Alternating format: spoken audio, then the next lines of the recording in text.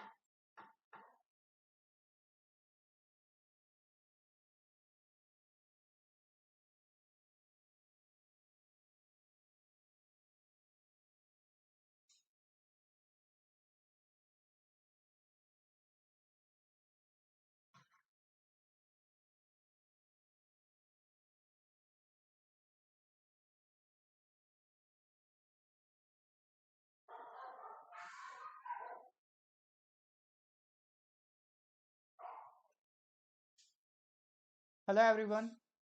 बस अभी स्टार्ट करते हैं, बाकी सब लोगों को शेयर कर दूं।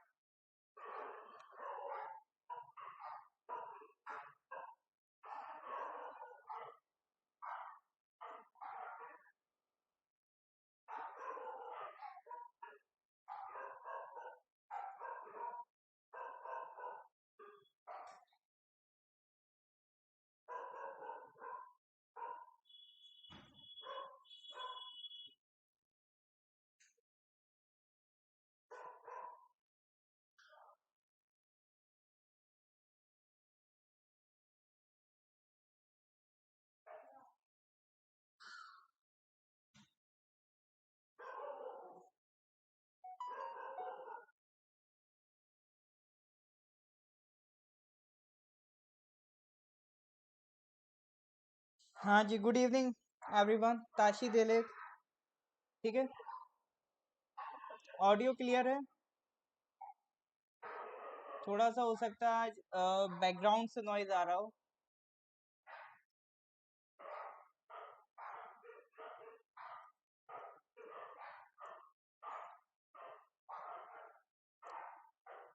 Good evening.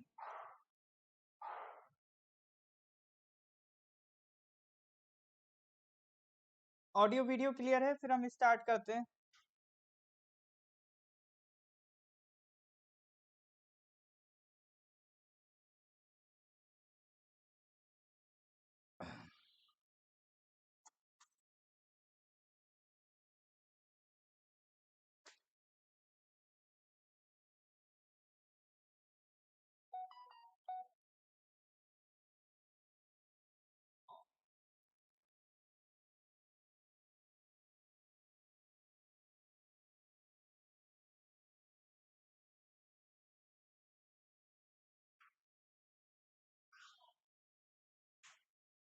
ऑलराइट, ठीक है। फिर तो अपन ने क्या, सितंबर का करंट अफेयर्स स्टार्ट कर दिया था, ठीक है।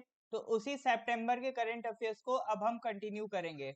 Regarding your current affairs preparation, ये जो आपका पोर्शन है बहुत बेनिफिशियल रहने वाला है, क्योंकि अपन एक एक क्वेश्चन को डीपली थोड़ा सा डिस्कस करेंगे, उसके रिलेटेड जो भी आपके फैक्ट्स बनेंगे वो अपन पढ़ेंगे, ठीक है। ऐसा नहीं होगा कि हम सिर्फ आपको एक क्वेश्चन का आंसर बता के निकल जाएं। ऐसे बहुत सारी वेबसाइट से 500 1000 क्वेश्चन एक झटके में करा देते हैं, लेकिन वो ना आपके समझ में आता है ना उनको कराने में मजा आता होगा। तो अपने को क्या है, हर एक क्वेश्चन को बहुत आराम आराम से बहुत अच्छे से पढ़ना है, ठीक है। जरूरी यह है कि बहुत इजीली किसी भी क्वेश्चन को हम टैकल कर पाए और उससे रिलेटेड जो भी फैक्ट्स हैं, क्योंकि जरूरी नहीं है कि सिर्फ करंट अफेयर से क्वेश्चन आए, हो सकता है उसी से रिलेटेड आपका जीके का पोर्शन पूछ ले। तो जरूरी है कि आपको हर एक क्वेश्चन के रिलेटेड सर्टेन एस्पेक्ट्स पता होना चाहिए। तो स्टार्ट करें, शैल वी स्टार्ट नाउ। कल 15 क्वेश्चंस हमने कर लिए थे, उसी की कंटिन्यूटी में आज हम क्वेश्चंस करेंगे। ये भी मैंने थोड़ा सा चेंज करा है, जैसे अपन पहले पार्ट 1 पार्ट 2 पार्ट 3 में पीडीएफ लॉन्च कर रहे थे, अब सिर्फ एक सिंगल पीडीएफ बना लिया है, इसी से आपके सारे क्वेश्चंस बनेंगे, ठीक है।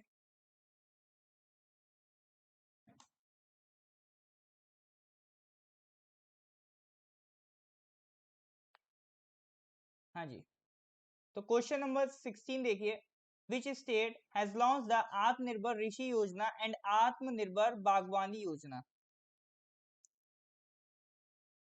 आज तो कोई बोल्ड नहीं दिख रहा है ना क्वेश्चन।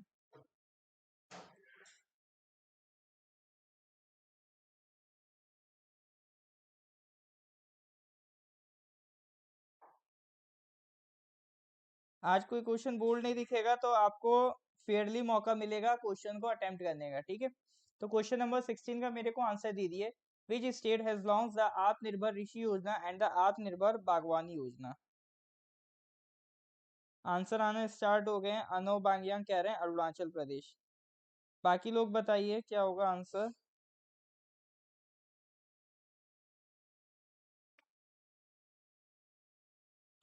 हाँ जी, करेक्ट आंसर इसमें क्या है, अरुणाचल प्रदेश।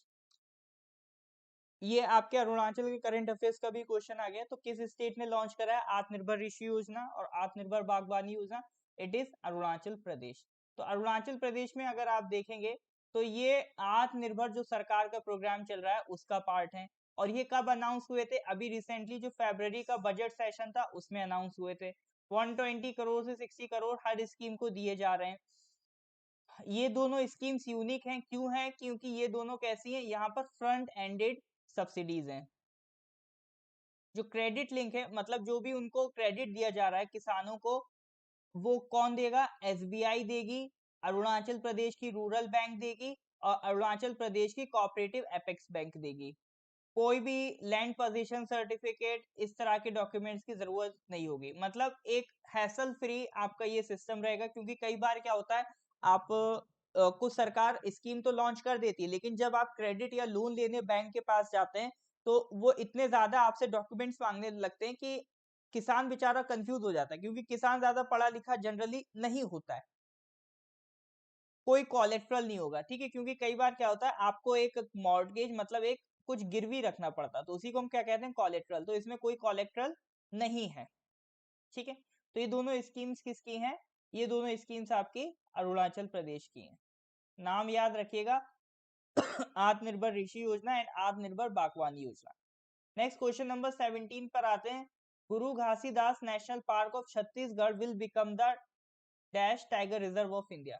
मतलब वो पूछने जा रहा है कौन से नंबर की टाइगर रिजर्व वो बनाने जा रहे हैं गुरु घासीदास को।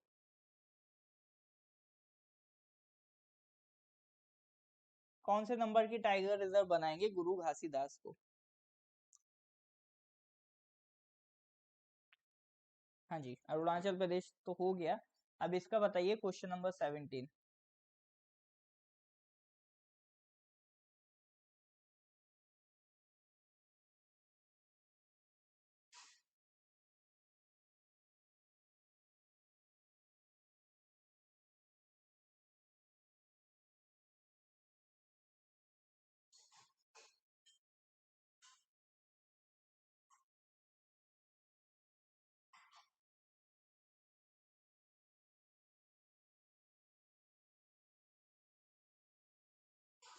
53rd 54th। तो गुरु घासीदास नेशनल पार्क है, उसको 53rd टाइगर रिजर्व हम बनाने जा रहे हैं। करेक्ट आंसर इज ए। एक बार देख लेते हैं। तो अभी रिसेंटली जो नेशनल टाइगर कंजर्वेशन अथॉरिटी है, देखिए ये इस तरह की बॉडीज जब भी न्यूज में आए तो इनके बारे में थोड़ा सा पढ़ लीजिए कि ये कैसे बनी है। ये किसी एग्जीक्यूटिव ऑर्डर से बनी है या किसी कानून के तहत बनी है। तो नेशनल टाइगर कंजर्वेटिव अथॉरिटी ने जो गुरु घासीदास नेशनल पार्क है और Tamor Pingala wild life sanctuary, उनको क्या डिक्लेयर कर दिया, टाइगर रिजर्व डिक्लेयर कर दिया है। अब यहाँ पर मैंने क्या कहा, एनटीसीए के बारे में थोड़ा सा जानना जरूरी है। एनटीसीए क्या है, नेशनल टाइगर कंजर्वेशन अथॉरिटी। ये एक स्टैच्यूटरी बॉडी है, यानी इसके लिए कानून पास हो चुका है पार्लियामेंट में। किस मिनिस्ट्री के अंदर आती है, under ministry of environment forest and climate change, मोइफेक, ministry of environment forest and climate change. Important ministry है, कल भी हमने इसके बारे में पढ़ा था। एनटीसीए कब बना है, 2005 में बना है। और ये हमारी 53rd टाइगर रिजर्व होगी। यहाँ पर आपकी जानकारी के लिए, जो हमारी 52nd टाइगर रिजर्व जो राजस्थान में बनी थी अभी, रामगढ़ विषधारी, इसके बारे में भी मेंशन्ड है। तो ये आपके लोकेटेड कहाँ है, नदन पार्ट ऑफ छत्तीसगढ़ में लोकेटेड है। अप्रूवल किस कानून के तहत मिला, यानी ये जो बॉडी बन रही है ये किस कानून के तहत बन रही है, वाइल्ड लाइफ प्रोटेक्शन एक्ट 1972। कल भी देखो आपका ये कानून न्यूज में आया था, ये हमेशा न्यूज में आता रहता है, इसीलिए हम कहते हैं, और ये पेपर में भी आ चुका है। वाइल्ड लाइफ प्रोटेक्शन एक्ट किस ईयर का है, 1972। कल हमने एक और देखा था एनवायरमेंटल प्रोटेक्शन एक्ट, वो किस ईयर का था, 1986। ठीक है, तो छत्तीसगढ़ की ये चौथी टाइगर रिजर्व होगी। इससे पहले और कौन कौन सी हैं, एक अशनकमार है, उदांती सीता नदी है, और इंद्रावती है, इंद्रावती। ठीक है,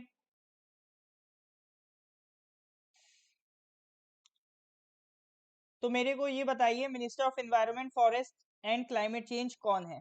पीडीएफ जरूर मिलेगा आपको, ठीक है, पीडीएफ के लिए परेशान नहीं होना, पीडीएफ जरूर मिलेगा आपको।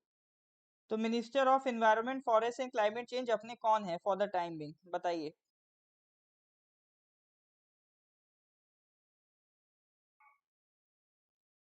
पीडीएफ भैया हमने कोई म्यूजियम में नहीं रखवानी है, आप ही के लिए बनाई गई है, ठीक है।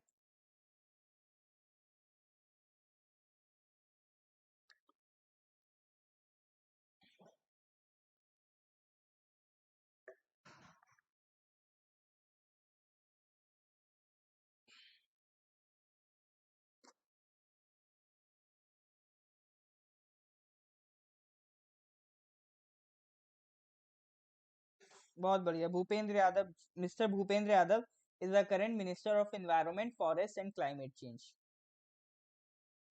नेक्स्ट क्वेश्चन की तरफ आगे बढ़ते हैं। Question number 18, which has become the first country in Asia to launch the plastic pact in collaboration with Worldwide Fund for Nature। Worldwide Fund for Nature के साथ कोलैबोरेशन में किस कंट्री ने प्लास्टिक पैक्ट लॉन्च किया है।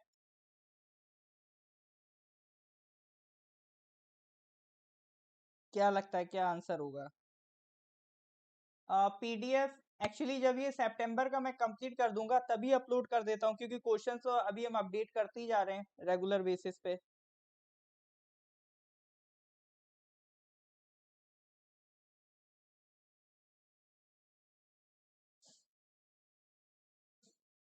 नहीं तो group में ही डाल दूंगा इसको, ग्रुप में भी जब भी कंप्लीट हो जाएगा ग्रुप में अपलोड कर देंगे हम इसे। और आपका ऐप में भी मिल जाएगा ये आपको, ठीक है, हर जगह मिल जाएगा। बताइए, which has become the first country in Asia to launch a plastic pact in collaboration with world wide fund for nature.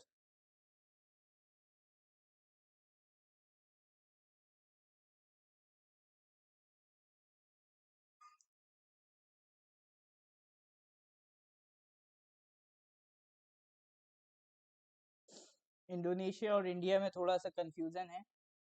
हाँ जी, तो करेक्ट आंसर इज इंडिया, ठीक है, करेक्ट आंसर आपका इंडिया। थोड़ा सा देख लेते हैं ये प्लास्टिक पैक्ट की जरूरत क्या पड़ी। देखिए, कल हम लोगों ने खबर पढ़ी थी कि ई वेस्ट को मेंटेन करने के लिए एक टेक्नोलॉजिकल प्लेटफॉर्म बनाया जा रहा है। कौन सी आईआईटी थी वो जो ई वेस्ट के लिए प्लेटफॉर्म बना रही थी, कल कौन सी आईआईटी पढ़ी थी हमने ई वेस्ट के रिगार्डिंग।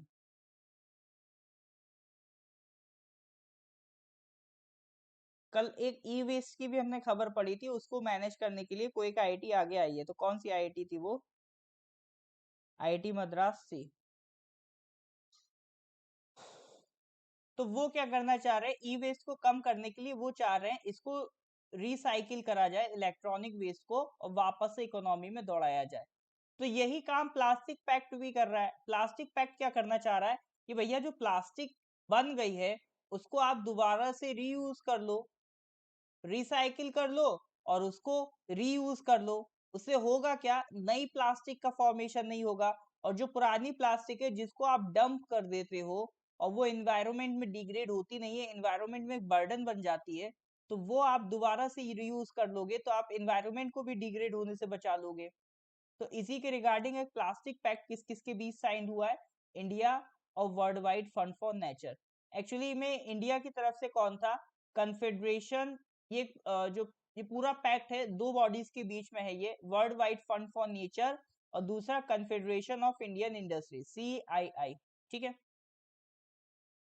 पैक्ट का विजन क्या है, a world where plastic is valued and does not pollute the environment. Plastic is valued मतलब आप प्लास्टिक को ऐसा नहीं यूज करके फेंक दो, इसको दोबारा से यूज कर लो पैकेजिंग वगैरह में, तो इससे एनवायरनमेंट को भी आप पॉल्यूट होने से बचा सकते हो। तो प्लास्टिक पैक्ट याद रखिएगा किस किस के बीच में, world wide fund for nature और दूसरा कौन है अपना, CII, confederation of Indian industry. तो इसमें जो world wide fund for nature है इसकी हम थोड़ी सी बात करेंगे, ये कब बना था। तो जो आपका world wide fund for nature है ये आपका 29 अप्रैल 1961 को बना है। ठीक है। दो चीजें ज्यादा ध्यान रखनी है, ईयर 1961 में बना है, ऐसे याद रखो। नेहरू जी की डेथ कब हुई थी, या नेहरू जी की डेथ छोड़ो, चाइना वॉर 1962 में हुआ है, उससे जस्ट एक साल पहले, चाइना वॉर से एक साल पहले अपना क्या बन गया था, world wide fund for nature. इसी तरह से रिलेट कर करके डेट्स याद होती हैं। ठीक है। और दूसरी इंपॉर्टेंट चीज क्या है, इसका हेडक्वार्टर स्विट्जरलैंड में। ठीक है। हर किसी का जेनेवा नहीं होता है, जेनेवा नहीं होता है, जेनेवा के अलावा और भी शहर हैं स्विट्जरलैंड में, तो इसका हेडक्वार्टर क्या है, ग्लैंड नाम का शहर है इन स्विट्जरलैंड। ठीक है।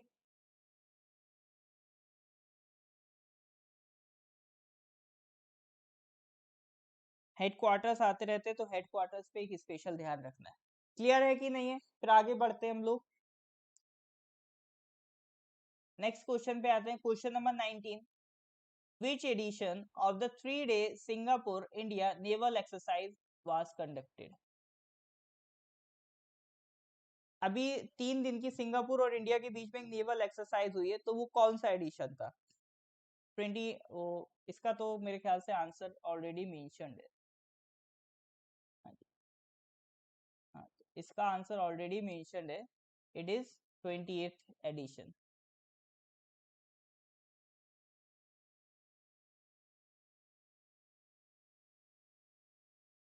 एक्सरसाइज का नाम बता दीजिए चलिए आप लोग, एक्सरसाइज का नाम क्या था जो अभी सिंगापुर इंडिया के बीच में नेवल एक्सरसाइज हुई है, एडिशन 28th है, आप एक्सरसाइज का नाम बता दीजिए। बहुत बढ़िया, लोग लोग से बता दिया 28th है।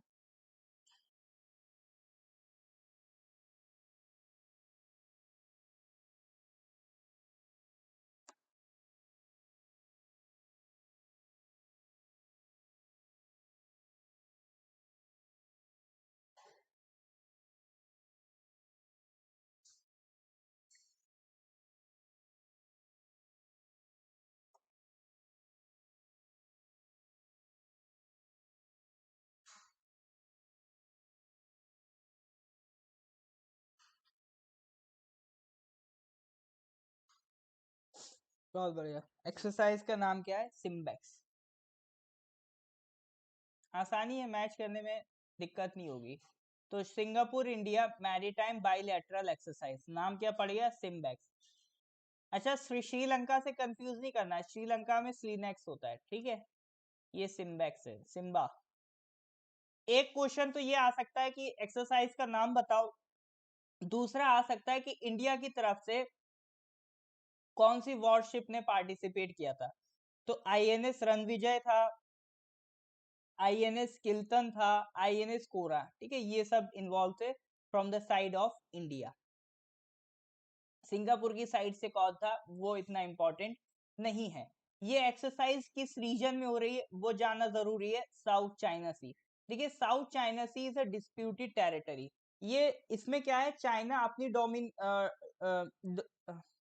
सॉरी, चाइना अपनी डोमिनेंस बनाना चाहता है in the South China Sea, but इसके जो पड़ोसी कंट्रीज हैं, जो साउथ ईस्ट एशियन कंट्रीज हैं, फिलीपींस हैं, वो चाहते हैं कि हमारी डोमिनेंस रहे, या डोमिनेंस क्या रहे, वो चाहते हैं कि हमें भी इसका हिस्सा मिले, लेकिन चाइना कहता है ये पूरा साउथ चाइना सी हमारा है। तो साउथ चाइना सी पूरे पे क्लेम करता है चाइना। कहता हमारा हमारा एरिया ज्यादा है तो जो वाटर बॉडी है वो भी हमें ज्यादा मिलनी चाहिए। अब सारा वाटर बॉडी अगर चाइना ले जाएगा तो जो फिलीपींस है, जो इधर आपका ये इंडोनेशिया है ना, ये मलेशिया है, और ये आपका जो साउथ एशियन कंट्रीज है, वियतनाम है, south East Asian countries Cambodia है, तो ये लोगों के हिस्से में क्या आएगा? कुछ नहीं आएगा। तो साउथ चाइना सी का एक डिस्प्यूट हमेशा रहता है। तो साउथ चाइना सी के रिगार्डिंग एक क्वेश्चन, एक इंपॉर्टेंट क्वेश्चन हमेशा याद रखिएगा, ऐसे क्वेश्चन आते रहते हैं रिगार्डिंग आइलैंड्स। और आइलैंड्स में 3 आइलैंड्स इंपॉर्टेंट है, एक पैरासेल आइलैंड, एक स्कारबोरो शोल आइलैंड और स्प्रैटली आइलैंड्स। तो ये 3 आपको क्वेश्चन डायरेक्ट आएगा, इन 3 में से कोई भी एक आइलैंड दे देगा और पूछेगा कि साउथ चाइना इस ये आइलैंड की लोकेशन क्या है। ऑप्शन ऐसे होंगे, साउथ चाइना सी, अरेबियन सी, है ना, पैसिफिक ओशन, इस तरह के ऑप्शंस देगा। या दूसरा क्वेश्चन ऐसे भी पूछ सकता है कि इनमें से कौन सा आइलैंड साउथ चाइना सी में।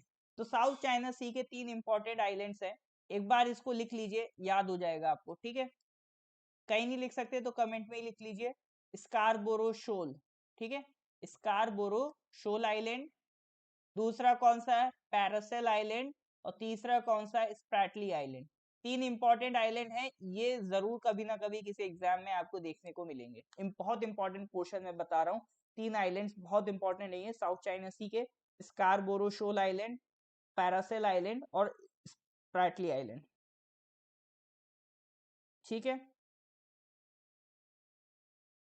इसको एक बार जरूर लिखिए, इंपॉर्टेंट है।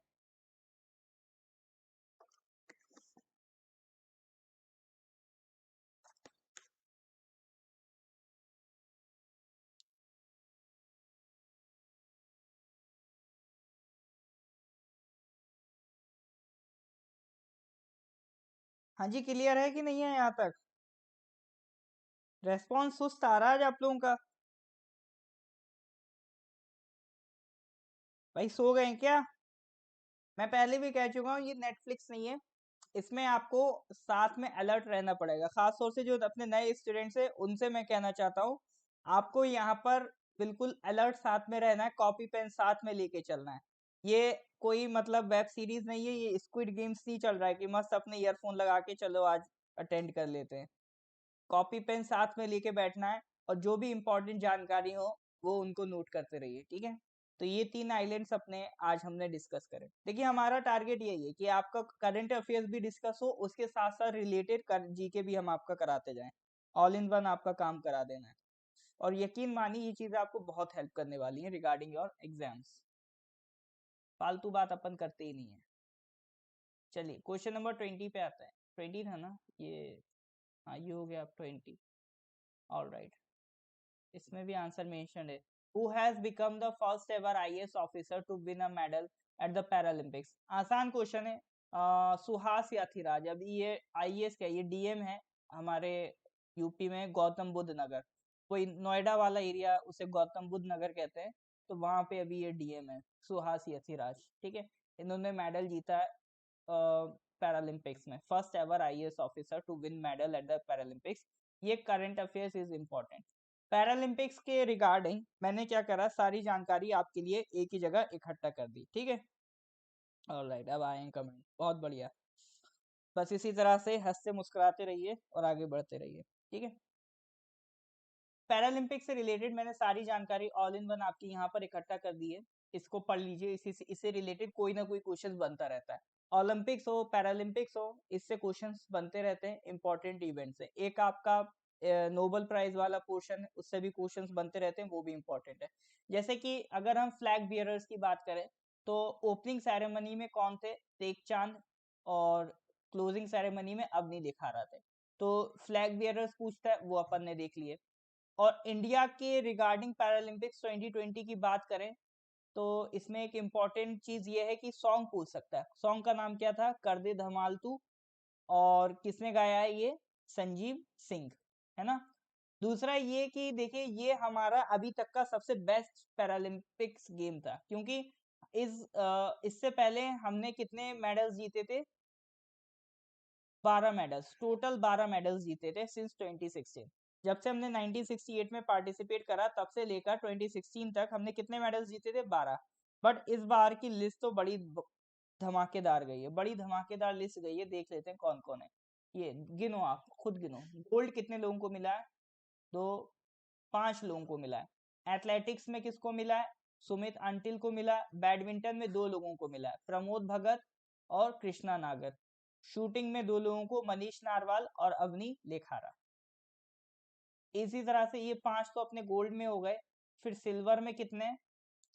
सिल्वर में एथलेटिक्स में देखो लाइन से, 2 2 4 5, 2 4 5। इस बार सब मिल्खा सिंह को लेके इतना मतलब इमोशनल हो गए कि भर भर के हमने एथलेटिक्स में तगड़ा परफॉर्मेंस दिया। तो 5 सिल्वर हमने एथलेटिक्स में लिया है। योगेश कथुनिया, निषाद कुमार, मरियप्पन थंगावेलु, प्रवीण कुमार, देवेंद्र झाझरिया। 5 किस में आ गए? सिल्वर में आ गए।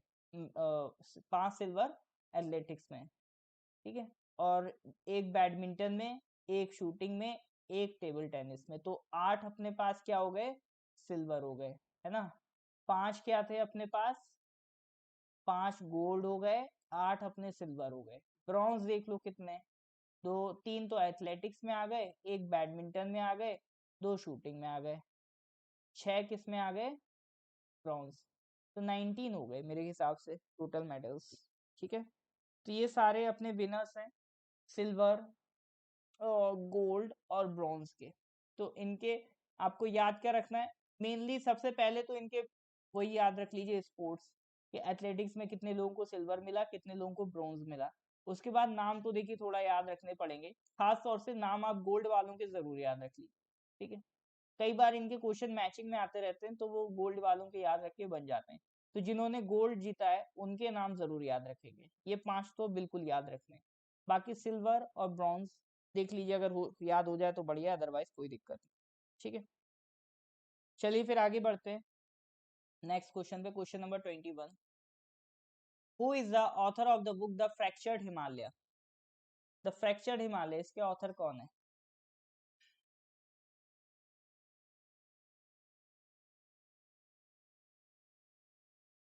अब सही लग रहा है।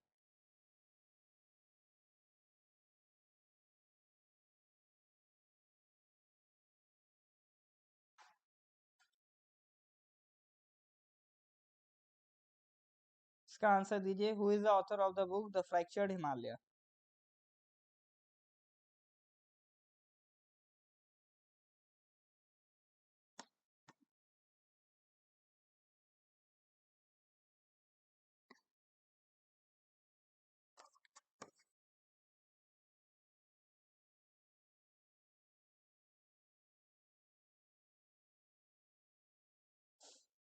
हाँ जी, मंजू ताकी जी और लोग कह रहे हैं Nirupama Rao.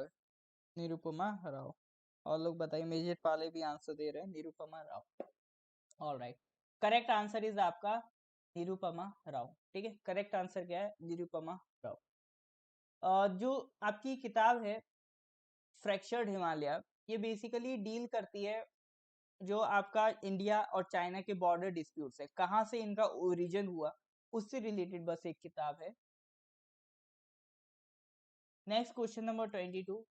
India's first biobrick based building was inaugurated in which of the following institutions? Madras, Delhi, Hyderabad या Guwahati?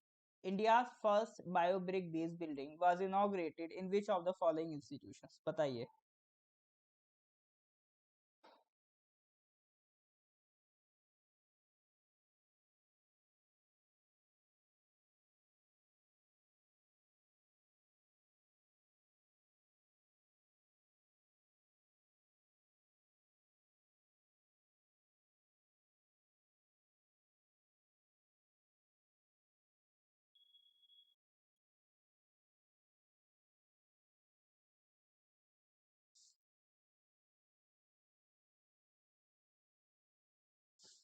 हैदराबाद।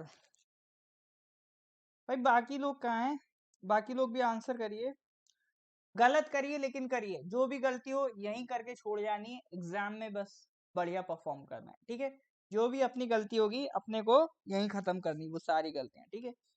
कैसा भी आंसर दीजिए बट आंसर जरूर दीजिए। Alright.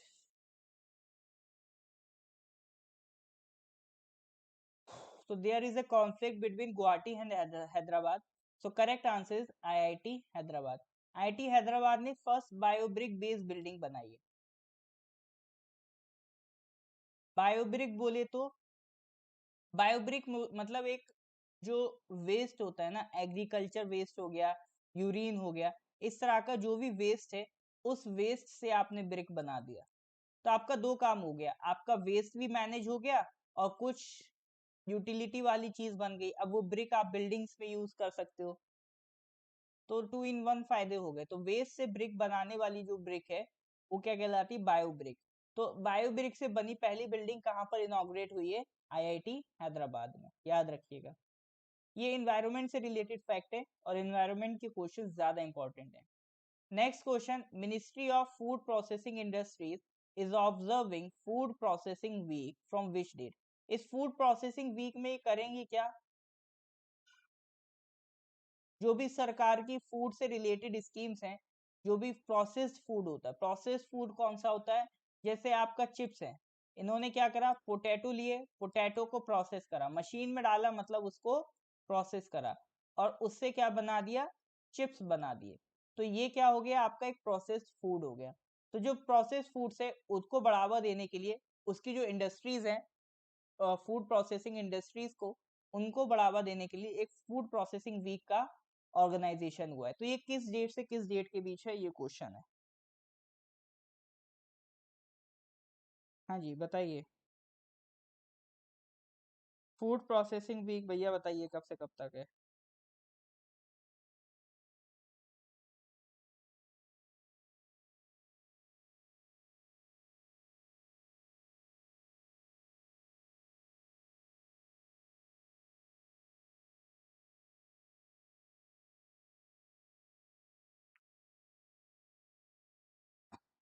The Ministry of Food Processing Industries is observing Food Processing Week from which to which date?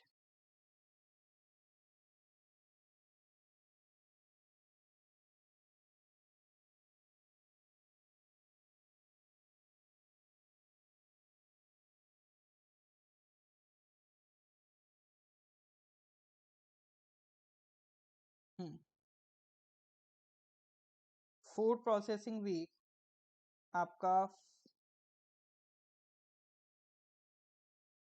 5 to 11.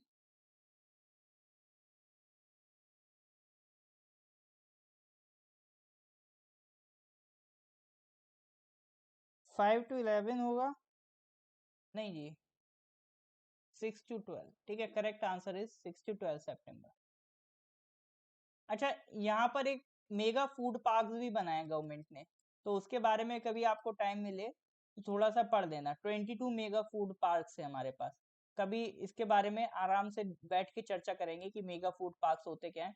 Basically एक arrangement है जहां पर आप फसल लगा के फूड को प्रोसेस कर सकते हो. मतलब पोटैटो से लेकर ये चिप्स तक की जो पूरी कहानी है एक ही जगह स्टैब्लिश कर दो, तो उसी को हम क्या कहते हैं? फूड पार्क कहते हैं. तो हमारे पास टोटल 22 फूड पार्क हैं. आप फूड प्रोसेसिंग इंडस्ट्री की वेबसाइट पे जाकर एक बार अच्छे से पढ़ लेना कि कौन कौन सी जगह पर मेगा फूड पार्क्स बने हुए हैं. इससे भी क्वेश्चन बन जाते हैं. ठीक है, तो आप मेरे को अभी ये बनाइए, जो ministry of food processing industry है, इसके मंत्री साहब कौन है? मिनिस्टर कौन है? Ministry of food processing industries के मंत्री साहब कौन है?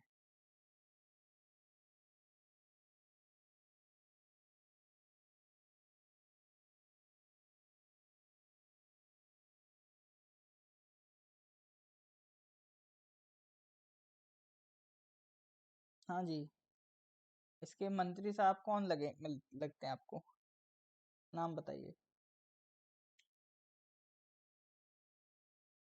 तोमर साहब नहीं है. तोमर साहब अपने एग्रीकल्चर में, नरेंद्र सिंह तोमर अपना एग्रीकल्चर संभाले हुए हैं. फूड प्रोसेसिंग इंडस्ट्री, जुम्बिया सोरा जी ने सही आंसर दिया, श्री पशुपति. ठीक है, mister Pashupati is a. Prahlad Singh वो है, मिनिस्टर ऑफ स्टेट है. प्रहलाद सिंह जो हैं वो इसके मिनिस्टर ऑफ स्टेट है. दो मंत्री होते हैं ना, एक होता है मेन कैबिनेट मिनिस्टर और दूसरा एक होता है मिनिस्टर ऑफ स्टेट. तो वो मिनिस्टर ऑफ स्टेट है प्रहलाद सिंह. मेन कौन है इसमें? आपका पशुपति.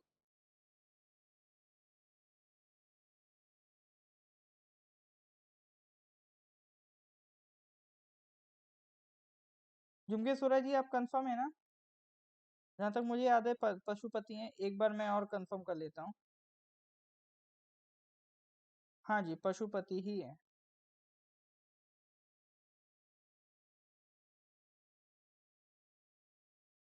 ऑलराइट, ठीक है।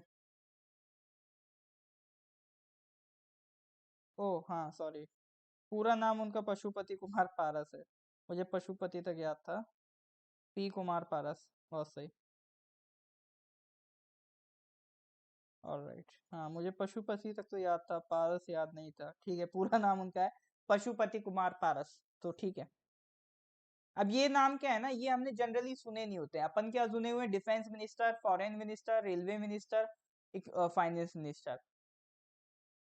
अब वो ये सब नहीं पूछेगा, वो ऐसे ही कोई मंत्री अगर पूछेगा भी ना मंत्री में, तो ऐसे ही कोई मंत्री पूछेगा जो आप नहीं जानते होंगे।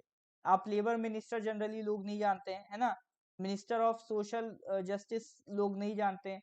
फूड प्रोसेसिंग मिनिस्टर कौन है, जनरली लोग नहीं जानते। तो वो अगर अटैक करेगा तो इसी पे अटैक करेगा। चलिए फिर नेक्स्ट क्वेश्चन पे आते हैं। Question number 24, who is the author of the book back to the Roots? Back to the Roots किसने लिखी है? हो सकता है एक से ज्यादा लोगों ने लिखी हो, ठीक है। हाँ हाँ जी, कभी कभी ऐसे ऐसे इत्तेफाक भी हो जाते हैं। Who is the author of the book back to the Roots, बताइए भैया। बुक्स एंड ऑथर के क्वेश्चन हमेशा देखने को मिल रहे हैं, ये ध्यान रखिएगा। तो बुक्स एंड ऑथर तो जितने हो जाएं करके जाने हैं, क्योंकि गारंटीड है क्वेश्चन बनते भी हैं और जितना अपन पढ़ते हैं लगभग उन्हीं में से फंसते भी हैं, ठीक है। तो बुक्स एंड ऑथर के क्वेश्चन आसान भी होते हैं, बस एक बार याद करना होता ऑथर, और पूछता भी जरूर है। क्योंकि अभी रिसेंटली में मैंने जितने भी एग्जाम्स देखे हैं उसमें हमेशा 2 क्वेश्चन या कम से कम 1 क्वेश्चन तो बुक्स एंड ऑथर्स का देखा ही देखा है। वो बनने लायक होता है, कोई टफ नहीं होता। ऐसा नहीं कोई कुछ भी रैंडमली बुक बना के पूछ ले। तो मंजू ताकी जी कह रहे हैं तमन्ना भाटिया। मंजू जी जरूरी नहीं एक ही इंसान ने लिखा हो, एक से ज्यादा भी लोग इन्वॉल्व हो सकते हैं, ठीक है। हाँ, बहुत बढ़िया। हाँ, तो करेक्ट आंसर एक्चुअली दोनों ने मिलके लिखी है, ल्यूक कोचिन्हो और तमन्ना भाटिया। तो correct answer is A and P, दोनों ने मिलके लिखी है book back to the roots. Alright, next question की तरफ बढ़ते हैं। 25, एक और किताब है a Bangladesh war commentary 1971 radio dispatches. मतलब ये कमेंट्री है, मतलब 1971 में जो ऑल इंडिया रेडियो पे जो भी कमेंट्री करी गई थी उसको एक जगह कंपाइल कर लिया गया है। तो वो कमेंट्री किसने लिखी थी, ये पूछ रहा है। किसकी बनाई हुई कमेंट्री थी? उस time commentary all India radio का एक बहुत बड़ा सिग्निफिकेंस था रिगार्डिंग इंडियाज पोजीशन, क्योंकि हम जो भी स्टेप ले रहे थे उसको जस्टिफाई कर रहे थे ऑल इंडिया रेडियो पे। पूरी दुनिया को हम सुना रहे थे कि हम कर क्या रहे हैं और क्यों कर रहे हैं। तो हमारा जो पॉइंट ऑफ व्यू है उसे समझाने के लिए ऑल इंडिया रेडियो बहुत मददगार साबित हुआ था। हर कंट्री की फॉरेन पॉलिसी में उसके ये जो न्यूज चैनल्स होते हैं वो बहुत कारगर होते हैं। इसीलिए आप देखिएगा जैसे अमेरिका के कई इंटरनेशनल चैनल्स हैं, और आपका बीबीसी यूके का न्यूज चैनल है। तो ये लोग जो कंट्री फंडेड चैनल है, जैसे चाइना का ग्लोबल टाइम्स है, तो ये इंटरनेशनल न्यूज चैनल्स होते हैं, ये इंटरनेशनल न्यूज पोर्टल्स होते हैं। ये क्या करते हैं, ये अपनी कंट्री का पॉइंट ऑफ व्यू दुनिया को सुनाना चाहते हैं, तो इसीलिए सरकार इनको फंड करती है। तो बीबीसी यूके की सरकार फंड कर रही है। एक आपका आपने सुना होगा कौन सा जीरा करके, अच्छा अल जजीरा है, कतर का है। तो ये लोग क्या करते हैं, अपनी कंट्री का point of view put up करने के लिए एक चैनल को फंड करते हैं। तो इसीलिए इंडियन गवर्नमेंट ने भी अब जाके डिसाइड किया, अब जाके, कि एक हम इंटरनेशनल न्यूज चैनल अपना प्रॉपर बनाएंगे। तो जैसे डीडी न्यूज हमारा चल रहा था, तो उसी को उन्होंने क्या बना दिया, डीडी इंटरनेशनल। एक उसी से रिलेटेड डीडी इंटरनेशनल भी रिसेंटली अनाउंस हुआ है कि वो ग्लोबल लेवल पर इंडिया की इमेज को पोर्ट्रे करेगा। तो यही कुछ सिचुएशन हम 1971 में कर रहे थे रिगार्डिंग वॉर कमेंट्री। तो आपको बतानी है किसने लिखी है। तो ये जो आपकी कमेंट्री थी ये करी थी आपके, इसके ब्रॉडकास्टर और ऑथर थे यूएल बरुआ, ठीक है, U L Barua. Next question, question number 26, which Vedic documentary ठीक है। विच वैदिक डॉक्यूमेंट्री, डॉक्यूमेंट्री की स्पेलिंग गड़बड़ है, करेक्ट कर देता हूँ इसको। हाँ अब सही है। Which Vedic documentary from India has bagged the Best Research Based Documentary Award at the first Hermetic International Film Festival, Venice? Venice में एक इंटरनेशनल फिल्म फेस्टिवल हुआ था फर्स्ट हर्मेटिक, उसमें से किस वैदिक डॉक्यूमेंट्री ने best research based documentary award जीता है?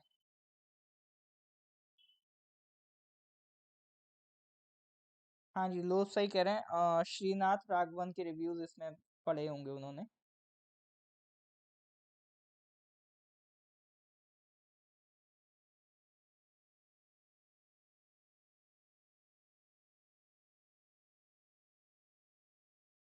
बताइए जी। इंडिया वैदिक,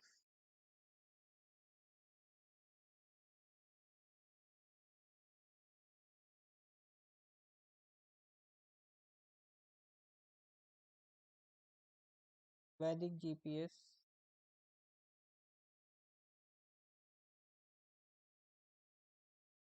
वैदिक लाइट, वैदिक मैप।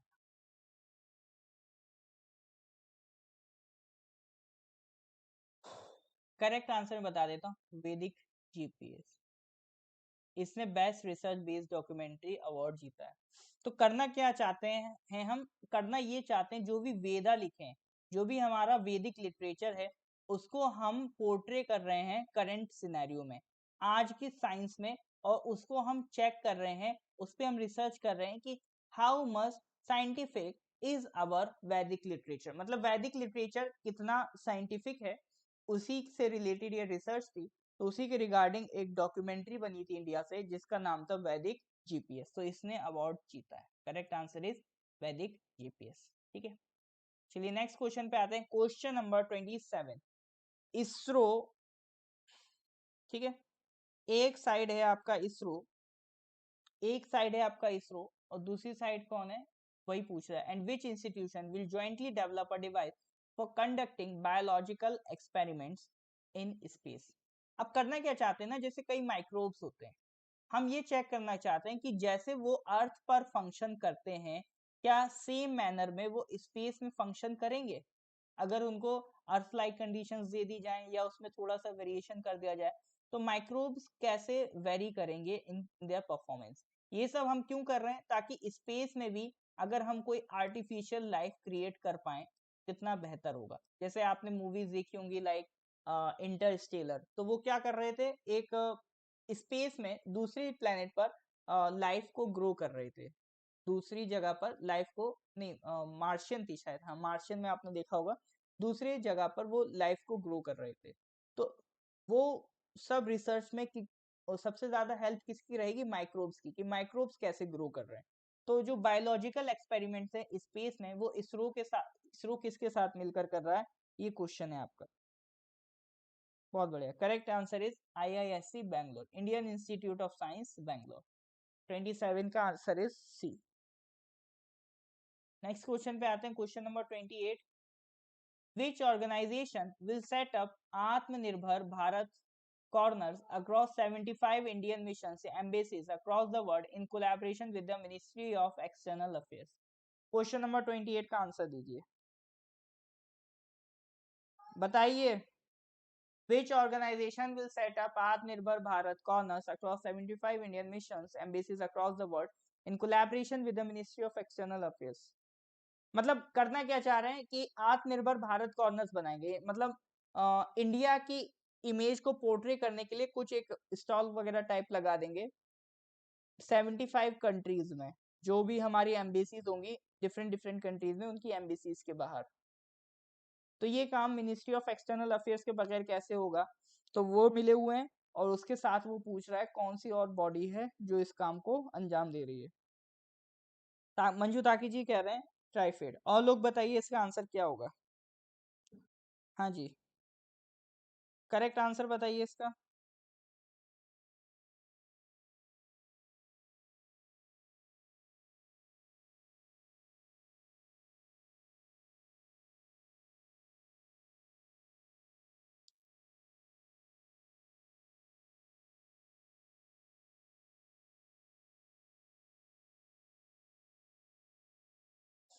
हम्म, बहुत बढ़िया, करेक्ट आंसर इज ट्राइफेड। सही उत्तर है ट्राइफेड। तो ट्राइफेड ऑर्गेनाइजेशन और ये जो इंडिया के मिशंस है ना, तो 75 countries like Jamaica island, Turkey, Kenya, Mongolia, Israel, Finland, France, Canada, Singapore, Russia, US, Indonesia, Greece and Cyprus, ये सारी कंट्रीज में हम क्या करेंगे, अपना एक आर्ट एंड क्राफ्ट का मिशन लगाएंगे। ठीक है, आर्ट एंड क्राफ्ट के प्रोडक्ट हो गए जो जीआई टैग्ड हैं, नेचुरल और ऑर्गेनिक प्रोडक्ट्स हो गए, उसको हाईलाइट करेंगे। तो ये एक तरीके से वही जो हमारा चल रहा है ना, आजादी का अमृत महोत्सव, उसी का पार्ट है। 75 कंट्रीज इसीलिए चूज करा गया क्योंकि हमारी आजादी को कितने साल हो रहे हैं, 75 ईयर्स हो रहे हैं। ठीक है। अच्छा, एक छोटा सा क्वेश्चन पूछना चाहूंगा, ये जो साइप्रस है, Cyprus country is an island, ठीक है, एक आइलैंड कंट्री है, तो ये किस सी या ओशन में देखने को मिलेगा? साइप्रस आपको किस सी में देखने को मिलेगा? Can anyone tell the answer? ठीक है, ऐसे क्वेश्चन बन जाते हैं। साइप्रस की लोकेशन कोई बता सकता है? करेक्ट आंसर तो यहाँ पर ट्राइफेड हो गया।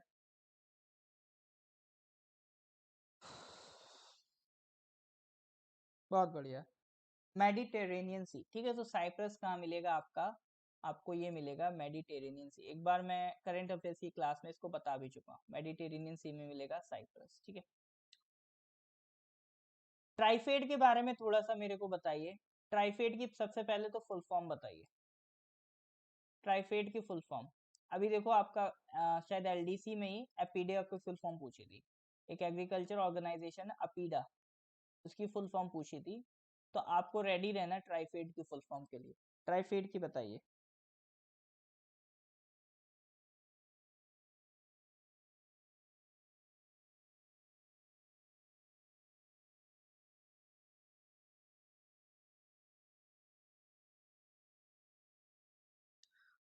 टर्की से क्लोज है बट टर्की का पार्ट नहीं है, Cyprus is a different country. Turkey के नीचे ही है, मेडिटेरेनियन सी में। बहुत बढ़िया, मेजर पहले कह रहे हैं tribal cooperative marketing development federation of India, बहुत सही। तो ट्राइफेड क्या है? Tribal cooperative marketing development federation of India. Head office इसका दिल्ली में। इनका मेन एम क्या है? मेन एम इनका यही है कि जो ट्राइबल लोग हैं उनका सोशियो इकोनॉमिक डेवलपमेंट करा सके, मतलब सोसाइटी में भी उनको प्लेस दिला सके और इकोनॉमिक डेवलपमेंट दोनों ही इनके लिए करा सके। और वो कैसे करा सकते हैं? क्योंकि जो हर ट्राइब का कुछ ना कुछ एक स्पेशल आर्ट एंड क्राफ्ट होता है, तो उनके जो भी प्रोडक्ट्स हैं उनको सेल कराने का काम, उनको फैसिलिटेट करने का काम कौन करता है? ट्राइफेड करता है। ट्राइफेड का काम रहता है जो भी ट्राइबल प्रोडक्ट्स हैं उनको मार्केट में आप लेकर आओ, मार्केट में उनको लॉन्च करो, एक फैसिलिटेटर का काम करो, ताकि आप जो भी प्रोडक्ट्स हैं उनको मार्केट में पहुंचा पाओ। तो जो भी ट्राइबल प्रोडक्ट्स हैं उनको मेन मार्केट में लाने का काम किसका है? वो है आपका बेसिकली ट्राइफेड। तो इसीलिए ये किस मिनिस्ट्री के अंडर आता है? ये आता है मिनिस्ट्री ऑफ ट्राइबल अफेयर्स के अंदर। ठीक है, ये किसके अंदर आता है? ये आता है मिनिस्ट्री ऑफ ट्राइबल अफेयर्स के अंदर। तो that was all about the TRIFED. TRIFED हमेशा न्यूज में रहता है, तो ट्राइफेड के बारे में पढ़ना जरूरी था। नेक्स्ट क्वेश्चन पे आते हैं, question number 29। What is the name of the India's first floating missile test which will begin sea trial this month?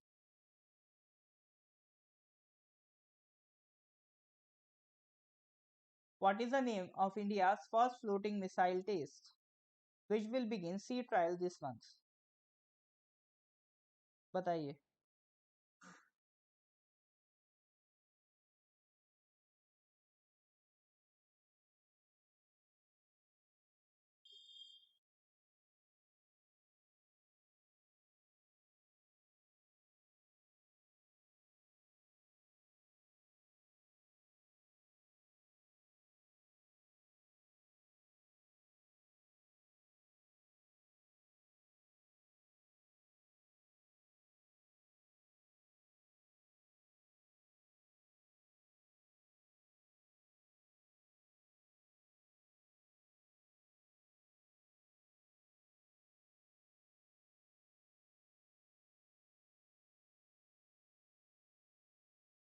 INS Arjun भी कुछ लोग कह रहे हैं, INS अन्वेष भी कह रहे हैं।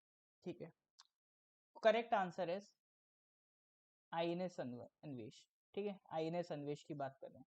तो इसका कंसेप्ट समझ लेते हैं पहले, कंसेप्ट क्या है। देखिए कंसेप्ट क्या है, जैसे हम पहले जो भी टेस्ट करते थे अपन, जो भी मिसाइल टेस्ट होता था, तो उड़ीसा में एक डॉक्टर अब्दुल कलाम आइलैंड है, एपीजे अब्दुल कलाम आइलैंड है। इसको थोड़ा सा और जूम करें तो ये इसकी लोकेशन है ना, उड़ीसा में ये लाई करता है। साथ ही साथ इसका पहले नाम था व्हीलर आइलैंड, ठीक है, फिर बाद में इसको चेंज करके एपीजे अब्दुल कलाम आइलैंड कर दिया। थोड़ा सा ये आपको ध्यान रखना है कि एक नेशनल पार्क है भीतरकनिका नेशनल पार्क, उससे ये क्लोज है। ठीक है, भीतरकनिका नेशनल पार्क से ये आपका जो आइलैंड की लोकेशन है ये क्लोज है। तो ये क्या हो गया आपका doctor APJ Abdul Kalam island. तो जो भी टेस्ट करने होते थे हम इसी आइलैंड पे करते थे। अब दिक्कत क्या हो रही थी, आप इस आइलैंड पे टेस्ट कर रहे हो, आसपास की जनता परेशान हो रही है, बार बार आप यहाँ पर टेस्ट कर रहे हो, तो इनको भी सिक्योरिटी कंसर्न रहते थे, इनको दूर भेज देते थे। या फिर दूसरा सीन ये रहता था कि आप जो भी टेस्ट कर रहे हो, तो हर कंट्री को पता है कि भाई इंडिया के जितने भी मिसाइल टेस्ट होते हैं इसी जगह से होते हैं, तो ये न्यूज हमेशा उनके सर्विलांसिंग पे रहती थी। तो जो भी एनिमी कंट्री है वो हमेशा इस जगह पर नजर रखेगी। और कई बार क्या होता था, यहाँ पर जो भी टेस्ट करना है तो उसके पहले यहाँ पे एयरक्राफ्ट है, सी है, जो ट्रेड रूट है वो सब डिस्टर्ब होता था आपका। तो हमने ये सोचा कि क्यों ना हम इसको फ्लोटिंग बना दें, हम जमीन पे टेस्ट ही ना करें। हम कहाँ पर टेस्ट करेंगे, एक मिनट बस, आपका पीडीएफ पीपीटी बंद हो गई। हमने ये डिसाइड करा हम टेस्ट लैंड पोर्शन पर करेंगे ही नहीं। तो कहाँ करेंगे सर?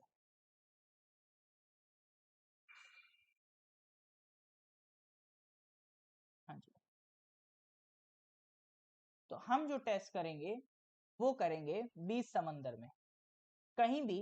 इतना बड़ा हमारे पास सागर है, इधर बे ऑफ बंगाल है, इधर अरेबियन सी है, बीच में कहीं भी एक हम शिप ले जाएंगे और उस शिप से क्या कर देंगे, टेस्ट कर देंगे। ठीक है, कोई भी एक शिप ले जाएंगे और उस शिप से क्या कर देंगे, टेस्ट कर देंगे।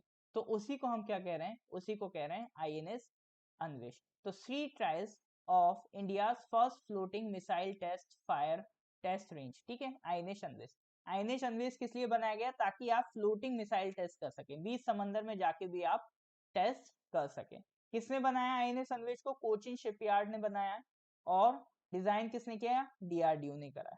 ठीक है, कोई भी एंडो और एक्सो एटमॉस्फेयर की मिसाइल, एंडो और एक्सो का मतलब है कोई मिसाइल हो सकता है एटमॉस्फेयर के बाहर से हम पे अटैक करे, एटमॉस्फेयर के बाहर जाए फिर वहां से अटैक करे, उसको भी डील कर लेगा, या फिर जो एटमॉस्फेयर के अंदर की मिसाइल्स हैं उसको भी डील कर लेगा। तो इन दोनों तरह की मिसाइल्स को डील करने की कैपेबिलिटी रखता है अपना आईएनएस अन्वेष। तो ये इंडिया का पहला फ्लोटिंग मिसाइल टेस्ट रेंज है। ठीक है, तो ध्यान रहेगा कि India floating missile first floating missile test range, correct answer is INS Anvesh. Clear है कि नहीं है? हाँ है ना? ये भैया फ्लोटिंग है, ये कहीं भी हो सकता है, पूरे समंदर में कहीं भी हो सकता है। पहले जैसे अपन जो भी टेस्ट करते थे एपीजे अब्दुल कलाम आइलैंड पे करते थे, अब ये फ्लोटिंग है, इसको दौड़ाएंगे, जहां मन होगा वहां करा देंगे, ग्वादर पोर्ट के पास करा देंगे।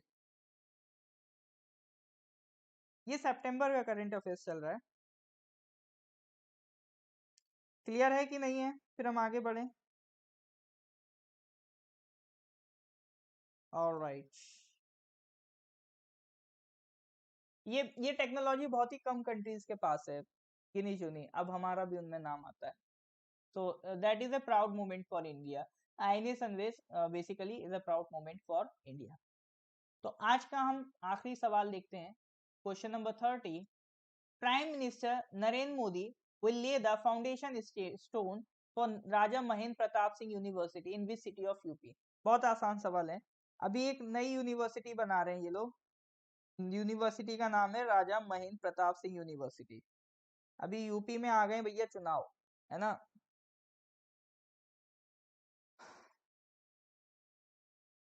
तो एक जाट रूलर थे राजा महेंद्र प्रताप सिंह, तो उनके नाम पे यूनिवर्सिटी बन रही, किस शहर में बन रही है?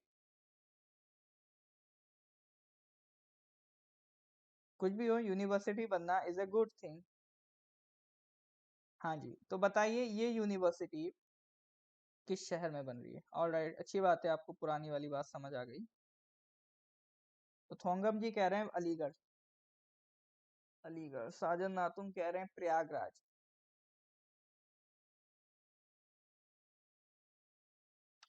ऑलराइट, मेरठ।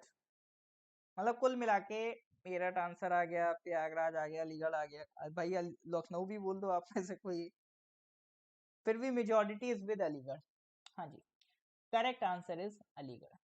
तो प्राइम मिनिस्टर नरेंद्र मोदी ने जो फाउंडेशन इंस्टीट्यूट रखा आपका राजा महेंद्र प्रताप सिंह यूनिवर्सिटीज का, वो कहाँ रखा? अलीगढ़ रखा। ठीक है, फिर आज हम इतना ही क्वेश्चन डिस्कस करेंगे। क्वेश्चंस लगभग लगभग भाई 15 क्वेश्चंस हम डेली लेकर चल रहे हैं।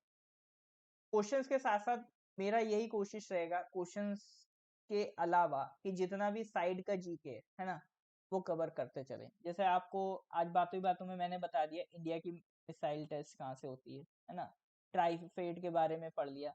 इस तरह से आपने खुद नोटिस किया होगा काफी सारे हमने एक्स्ट्रा फैक्ट्स प्रिपेयर करी। तो ये एक्स्ट्रा फैक्ट्स ही आपको मार्क्स दिलाएंगे। आप सोचो कि कोई आपको 100 इम्पोर्टेंट, 100 इम्पोर्टेंट, 500 करंट अफेयर्स रटा दे, आपके उससे एग्जाम में मार्क्स आ जाएंगे? नहीं जी, उससे नहीं आएंगे। एग्जाम जो हो रहे हैं बहुत डायनेमिक हो रहे हैं। तो आप सोचो एक किताब या दो किताब या चार किताब पढ़ के आप नंबर ले आओ, नहीं ला पाओगे। आपको डायनेमिक अप्रोच पढ़नी पड़ेगी, चीजों को रिलेट करना पड़ेगा, कनेक्ट करना पड़ेगा।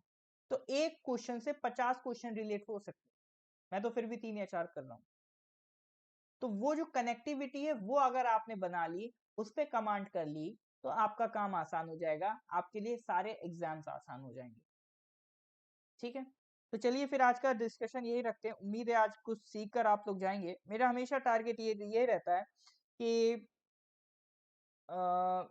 जितना भी हम पढ़ें वो सब आपका एक, आप जब भी क्लास आए तो लगे कि हाँ आज मैं कुछ इंप्रूव होके जा रहा हूँ, कुछ एक्स्ट्रा सीख के जा रहा हूँ। ठीक है, गुड नाइट एवरीवन। पीडीएफ आपको मैं अपलोड कर दूंगा। पीडीएफ में आप अगर देखो आपको अभी चाहिए तो मेरे से पर्सनली मांग लेना। बाकी मैं क्या करूंगा, क्योंकि बार बार पीडीएफ अपलोड करूंगा आप ही को कंफ्यूजन होगा। जब ये सितंबर का मैं कंप्लीट कर दूंगा, जितने भी क्वेश्चंस मेरे को इधर उधर से मिलेंगे इंपॉर्टेंट, वो सब कंपाइल करने के बाद जब ये सितंबर का कंप्लीट हो जाएगा तो एक सब पीडीएफ मैं आपके सारे व्हाट्सएप ग्रुप्स पे भेज दूंगा, ऐप पर डाल दूंगा, टेलीग्राम पर डाल दूंगा। ठीक है, ये मैं कर दूंगा अपनी तरफ से। चलिए फिर, गुड नाइट एवरीवन।